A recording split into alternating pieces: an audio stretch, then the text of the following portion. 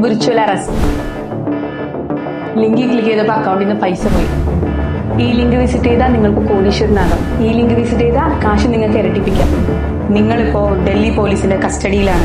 Rhythm സ്റ്റോഴ്സിന്റെ ഫോളോവേഴ്സിന് കസ്റ്റമേഴ്സിന് വേണ്ടിയിട്ട് ഒരു ഇമ്പോർട്ടന്റ് അപ്ഡേറ്റ് ആയിട്ടാണ് ഞാൻ തോന്നിയിരിക്കുന്നത്. ഇപ്പോൾ വിർച്വൽ അറസ്റ്റ്, ഓൺലൈൻ ഫ്രോഡ്, ബാങ്കിൽ നിന്ന് പൈസ നഷ്ടപ്പെടുക, ഇങ്ങനെ കുറെ ഫ്രോഡിലുള്ള ആക്ടിവിറ്റീസ് ബ്ലോക്ക് ചെയ്യാൻ വേണ്ടിയിട്ട് സെൻട്രൽ ഗവൺമെന്റ് ഇൻട്രൊഡ്യൂസ് ചെയ്തിരിക്കുന്ന ഒരു ആപ്പാണ് സഞ്ചാർ സാത്തി ആപ്പ്.